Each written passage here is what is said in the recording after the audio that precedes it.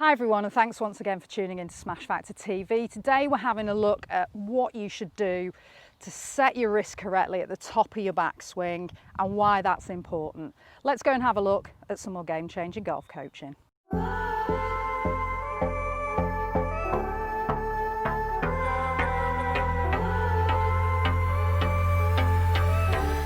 Hi everyone, and thanks once again for tuning in to Smash Factor TV. My name's Natalie Adams. With today's video, we're answering the question, what does it mean to set your wrists at the top of the backswing, and how and why is that important to your golf swing? So first of all, we're going to have a look at the role of your wrist in making that set at the top of the backswing. So all that's talking about is that you're creating an angle between your lead arm, so your left forearm if you're a right-handed golfer, and the shaft of the club. And we can see that your wrists will work in a kind of left to right motion, so they'll work that way, but they'll also work in an up and down motion, sort of thumbs up and down motion as well. So we've got two ways that your wrist can move really. So when we're looking at setting your wrist at the top, we need to look at how that wrist is positioned in order to create an angle between the left arm and the shaft. So if we set up to a golf ball here, if you've set your wrist at the top of your backswing, you'll be achieving this kind of position. So we'll see that you create an angle here between that lead arm, that left arm for right-handed golfers, and the shaft of the golf club. Now, the easiest way to show you what should be happening there is if I take an alignment pole and just hold this behind the shaft of my golf club. So really it's giving me an extension to the shaft of the golf club.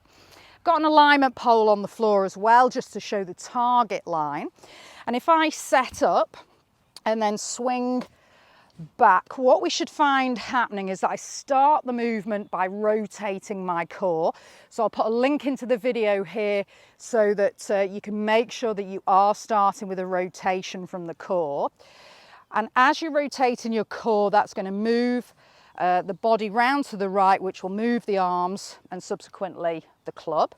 So as we move around to the right, you can now start to see that I'm starting to set my wrist. So when I get to this position here at the end of the takeaway, got my hands maybe hip high, they're just to the right of my right leg looking this way on.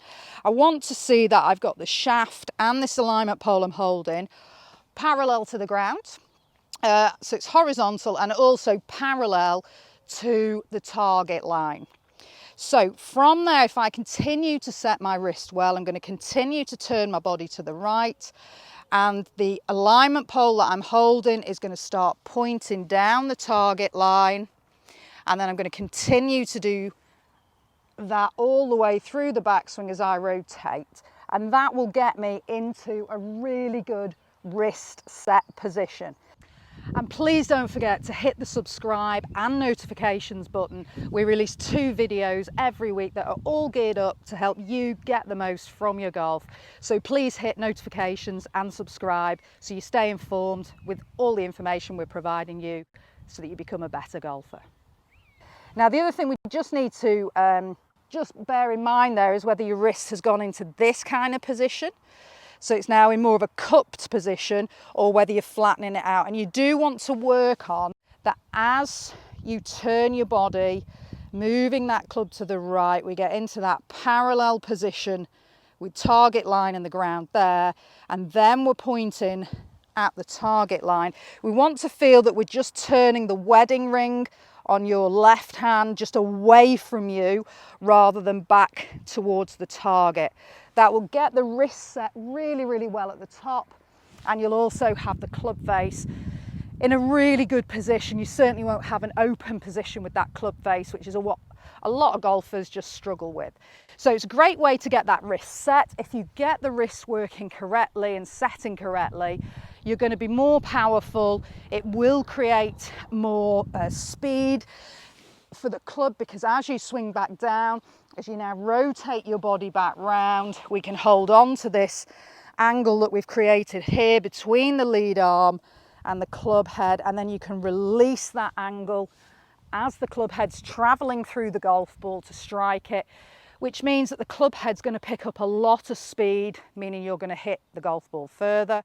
And also it will influence the strike that you get, because if you're making too much of a chopping action because you're picking your arms up too much and not using the body and the wrist set correctly, you could hit down too much on the ball, hit the top of the ball with that chopping action. If you're not setting the wrist correctly in the other way and you're getting a bit too flat in this sort of position, you'd find it hard to connect with the ball again. You'd tend to hit the ground before you hit the golf ball. So it will really influence a lot of directional control, because if you can swing more on plane, and that just simply means that you've got that alignment pole pointing at the target line as you're swinging back and swinging back down. With the club being more on plane, you'll deliver the club head back in more consistently, and you'll have much more control over your shot direction. I'll put a link into the video again just to help you with that concept of swing plane, but setting your wrist at the top's absolutely crucial. If you want to have a great golf swing, it'll give you the much better strike on that golf ball. It'll improve your accuracy, but also if you're releasing your wrist at the right time through impact, you're going to hit the ball a lot further. It's another game-changing golf tip.